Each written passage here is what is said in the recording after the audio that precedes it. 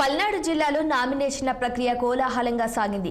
గురజాల నియోజకవర్గ టీడీపీ అభ్యర్థిగా ఎరపతినేని శ్రీనివాసరావు నామినేషన్ దాఖలు చేశారు.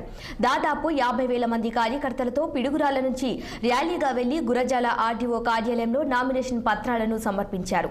నామినేషన్ వేసేందుకు వస్తున్న ఆయనకు పార్టీ నాయకులు, కార్యకర్తలు అడుగడుగునా బ్రహ్మరథం పడుతూ గజమాలలతో స్వాగతం పలికారు. ఈ సందర్భంగా 2019లో వైసీపీ బూటకపు హామీలతో అధికారంలోకి వచ్చిందని ఎరపతినేని విమర్శించారు.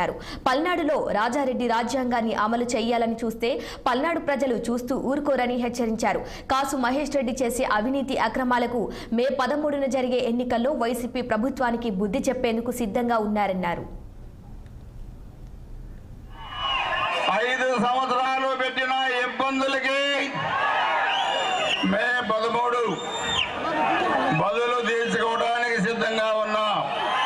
వైఎస్ఆర్ కాంగ్రెస్ పార్టీ 5 సంవత్సరాల్లో అరాచకాలు చేశారు, అభివృద్ధి మరిశారు.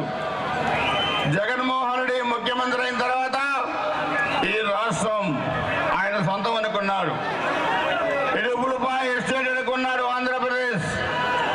అంబేద్కర్ గారి రాజ్యాంగం కాకుండా వాళ్ళ తాత రాజారెడ్డి రాజ్యాంగాన్ని అమలు చేసే పరిస్థితికి వచ్చారు.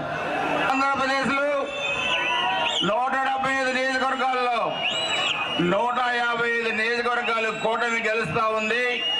25 పార్లమెంట్కి 25 పార్లమెంట్లు కూడా మనం గెలుస్తా ఉన్నాం. నేను మీ అందరికీ చెప్పేది అభివృద్ధి నీల్, అవినీతి ఫుల్. ఇదే ఈరోజు రాష్ట్రంలో కానీ గుజరాత్లో కానీ జరుగుతూ ఉంది. ఈయన వచ్చాడు 2019లో కాసు మహేష్ రెడ్డి.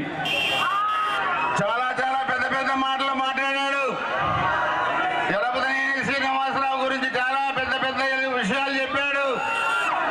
ఎరపతినేని శ్రీనివాసరావు అవినీతిని వెలికితీస్తా ఉన్నారు, జైల్లో వేస్తా ఉన్నారు. ఏసీబీ ఎంక్వైరీ చేశారు, సిఐడి ఎంక్వైరీ చేశారు. 5 సంవత్సరాల్లో వెంట్రుక కూడా పేకలేకపోయారు. అది ఎరపతినేని శ్రీనివాసరావు ఉన్న దమ్ము, ధైర్యం, నిజాయితీ అని చెప్పి కూడా చెప్తున్నాను. అవమానించారు, చివరికి సొంత గ్రామంలో మీటింగ్ పెట్టుకోలేని పరిస్థితి తీసుకొచ్చారు.